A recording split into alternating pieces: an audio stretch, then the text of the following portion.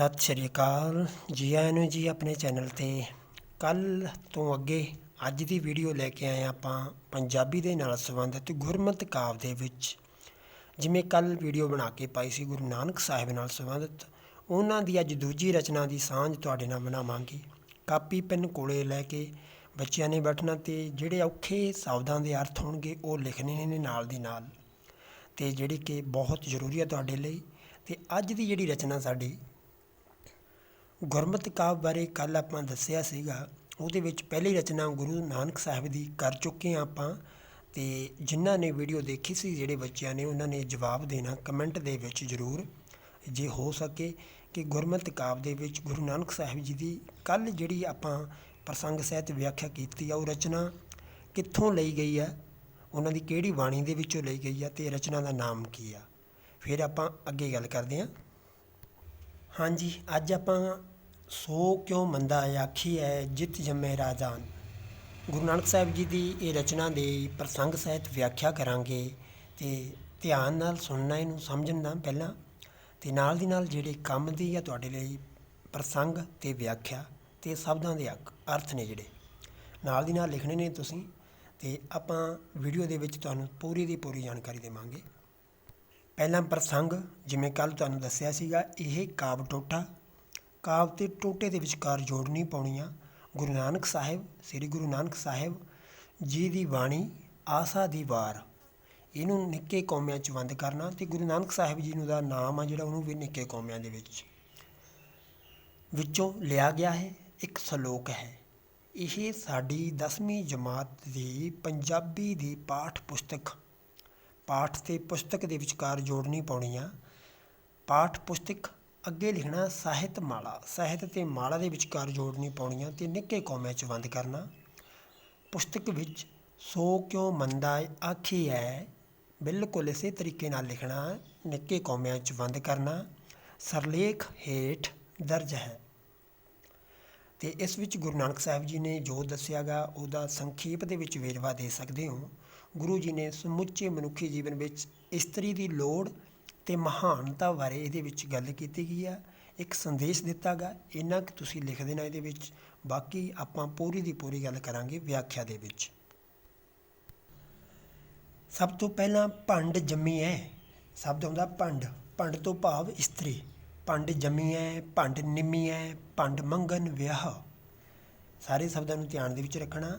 ਇੱਥੇ ਗੁਰੂ ਸਾਹਿਬ ਦੱਸਦੇ ਨੇ ਕਿ ਮਨੁੱਖ ਇਸਤਰੀ ਤੋਂ ਜਨਮ ਲੈਂਦਾ ਹੈ।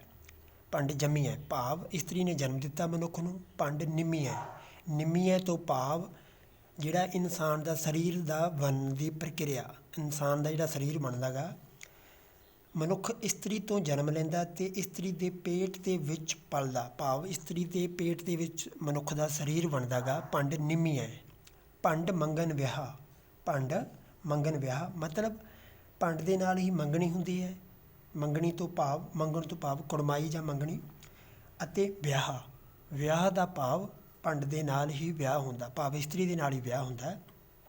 ਗੁਰੂ ਸਾਹਿਬ ਸਮਝਾਉਂਦੇ ਨੇ ਕਿ ਮਨੁੱਖ ਇਸਤਰੀ ਦੇ ਤੋਂ ਜੰਮਦਾ ਹੈ, ਇਸਤਰੀ ਦੇ ਪੇਟ ਦੇ ਵਿੱਚ ਪਲਦਾ ਹੈ, ਅਤੇ ਇਸਤਰੀ ਨਾਲ ਹੀ ਮੰਗਣੀ ਹੁੰਦੀ ਹੈ ਅਤੇ ਉਸੇ ਨਾਲ ਹੀ ਵਿਆਹ ਹੁੰਦਾ ਹੈ। ਪਹਿਲੀ ਪੰਕਤੀ ਦਾ ਅਰਥ ਇਹ ਸਮਝ ਲੈਣਾ। ਅਗਲੀ ਪੰਕਤੀ, ਭੰਡ ਹੋਵੇ ਦੋਸਤੀ ਭੰਡੋ ਚੱਲੇ ਰਾਹ। ਗੁਰੂ ਸਾਹਿਬ ਕਹਿੰਦੇ ਨੇ ਕਿ ਇਸ ਸੰਸਾਰ ਦੇ ਵਿੱਚ ਵਿਚਰਦਿਆਂ ਹੀ, ਇਸ ਸੰਸਾਰ ਦੇ ਵਿੱਚ ਵਿਚਰਦਿਆਂ ਹੋਇਆ ਇਨਸਾਨ ਭੰਡੋ ਹੋਵੇ ਦੋਸਤੀ, ਭਾਵ ਇਸਤਰੀ ਦੇ ਨਾਲ ਹੀ ਦੋਸਤੀ, ਭਾਵ ਉਹਦੇ ਨਾਲ ਸਾਂਝ, ਉਹਦੇ ਨਾਲ ਪਿਆਰ ਹੁੰਦਾ ਗਾ ਇਸਤਰੀ ਦੇ ਨਾਲ ਹੀ। ਭੰਡੋ ਚੱਲੇ ਰਾਹ, ਭਾਵ ਚੱਲੇ ਰਾਹ ਤੋਂ ਭਾਵ ਕੀ ਹੈ, ਸੰਤਾਨ ਦੀ ਉਤਪਤੀ, ਬੱਚੇ ਦਾ ਪੈਦਾ ਹੋਣਾ, ਇਹ ਵੀ ਇੱਕ ਇਸਤਰੀ ਦੇ ਰਾਹੀਂ ਹੁੰਦਾ ਹੈ। ਜਨਮ ਲੈਣ ਤੋਂ ਲੈ ਕੇ ਸਰੀਰ ਬਣਨਾ, ਮੰਗਣਾ ਹੋਣਾ, ਵਿਆਹ ਹੋਣਾ, ਫਿਰ ਭੰਡੋ ਹੋਵੇ ਦੋਸਤੀ ਦੇ ਵਿੱਚ ਉਹਦੇ ਨਾਲ ਪਿਆਰ ਸੰਬੰਧ ਇਸਤਰੀ ਦੇ ਨਾਲ। ਭੰਡੋ ਚੱਲੇ ਰਾਹ ਭਾਵ ਬੱਚੇ ਦਾ ਪੈਦਾ ਹੋਣਾ, ਸਭ ਕੁਝ ਔਰਤ ਦੇ ਨਾਲ ਹੀ ਹੋ ਰਿਹਾ।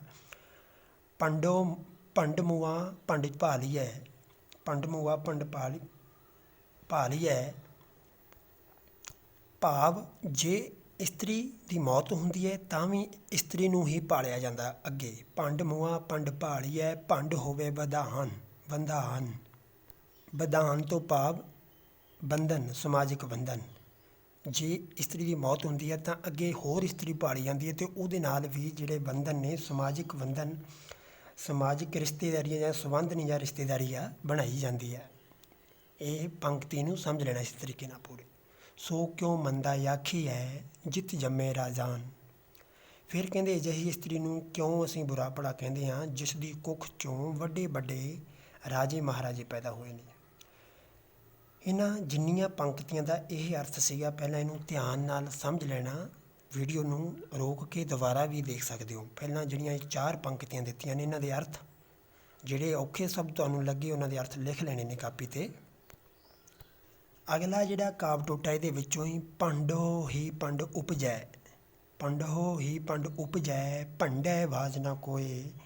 ਇੱਥੇ ਕੀ ਕਿਹਾ ਗਿਆ? ਗੁਰੂ ਸਾਹਿਬ ਨੇ ਕਿਹਾ ਗਾ ਕਿ ਅਸਲ ਦੇ ਵਿੱਚ ਜਿਵੇਂ ਆਪਾਂ ਪਹਿਲਾਂ ਗੱਲ ਕੀਤੀ ਸੀ ਕਿ ਕਿਉਂ ਬੁਰਾ ਭਲਾ ਕਹਿ ਰਹੇ ਹਾਂ ਅਸੀਂ ਇਸਤਰੀ ਨੂੰ, ਤਾਂ ਇੱਥੇ ਅਗਲੀ ਪੰਕਤੀ ਦੇ ਵਿੱਚ ਇਹ ਸਮਝਾਇਆ ਗਿਆ ਕਿ ਇਸਤਰੀ ਤੋਂ ਹੀ ਇਸਤਰੀ ਪੈਦਾ ਹੁੰਦੀ ਹੈ। ਭੰਡੋ ਹੀ ਭੰਡ ਉਪਜੈ ਭੰਡੈ ਬਾਝ ਨਾ ਕੋਏ।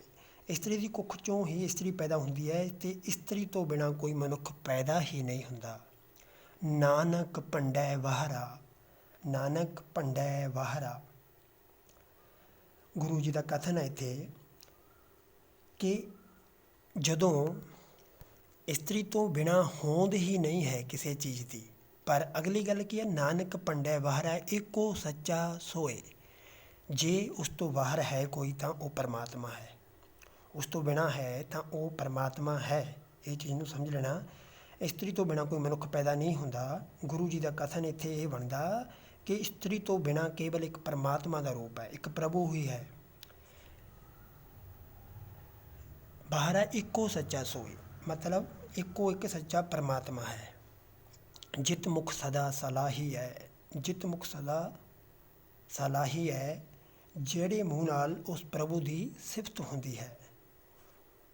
ਜਿਤ ਮੁਖ ਸਦਾ ਸਲਾਹੀਏ, ਜਿਸ ਮੁਖ ਨਾਲ ਉਸ ਪ੍ਰਭੂ ਦੀ ਸਿਫਤ ਹੁੰਦੀ ਹੈ। ਸਲਾਹੀਏ ਭਾਗਾ ਰਤੀ ਚਾਰ, ਭਾਗਾ ਰਤੀ ਚਾਰ, ਰਤੀ ਚਾਰ ਤੋਂ ਭਾਵ ਚੰਗੇ ਭਾਗਾਂ ਦੇ ਕਾਰਨ, ਚੰਗੇ ਭਾਗਾਂ ਦੇ ਕਾਰਨ ਉਹ ਮੁਖ ਸੋਹਣਾ ਹੋ ਜਾਂਦਾ ਹੈ। ਜਿਸ ਮੁਖ ਤੋਂ ਪ੍ਰਭੂ ਦੀ ਸਿਫਤ ਹੁੰਦੀ ਹੈ ਉਹ ਭਾਗਾਂ ਵਾਲੇ ਬਹੁਤ ਸੋਹਣੇ ਹੋ ਜਾਂਦੇ ਨੇ, ਸ੍ਰੇਸ਼ਟ ਹੋ ਜਾਂਦੇ ਨੇ।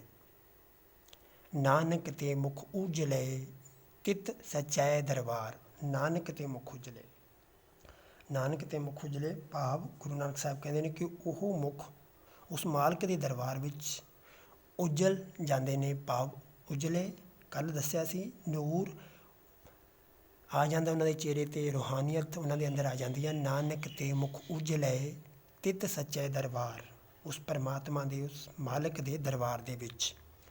ਹੋਰ ਦੁਨਿਆਵੀ ਕੰਮਾਂ ਤੋਂ, ਦੁਨਿਆਵੀ ਜਿਹੜੀਆਂ ਮਾਹੌਲ ਆ ਉਹ ਤੋਂ ਸੁਰਖਰੂ ਹੋ ਜਾਂਦੇ ਨੇ। ਪਰਮਾਤਮਾ ਦੇ ਦਰਬਾਰ ਦੇ ਵਿੱਚ ਉਹਨਾਂ ਦਾ ਮੁੱਖ ਉਜਲ ਜਾਂਦਾ ਅਤੇ ਉਹ ਪਰਮਾਤਮਾ ਦੇ ਦਰ 'ਤੇ ਸਵੀਕਾਰ ਹੋ ਜਾਂਦੇ ਨੇ।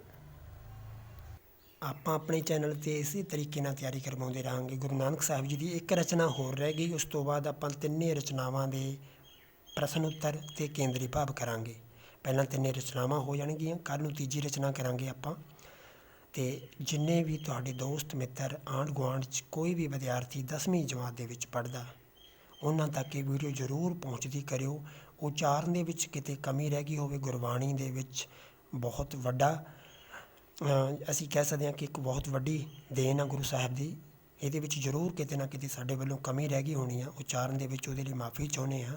ਪਰ ਫਿਰ ਵੀ ਆਪਣੇ ਵੱਲੋਂ ਅਸੀਂ ਕੋਸ਼ਿਸ਼ ਕਰ ਰਹੇ ਹਾਂ। ਬੱਚਿਆਂ ਨੇ ਧਿਆਨ ਨਾਲ ਇਹਨੂੰ ਸਮਝਣਾ ਗਾ ਅਤੇ ਆਪਣੀ ਤਿਆਰੀ ਕਰਦੇ ਰਹਿਣਾ। ਆਪਣੇ ਘਰ ਦੇ ਵਿੱਚ ਆਪਣੇ ਇਤਿਹਾਸ ਨਾਲ, ਆਪਣੇ ਪਰਿਵਾਰ ਨਾਲ ਜੁੜੇ ਰਹੋ। ਖੁਸ਼ ਰਹੋ।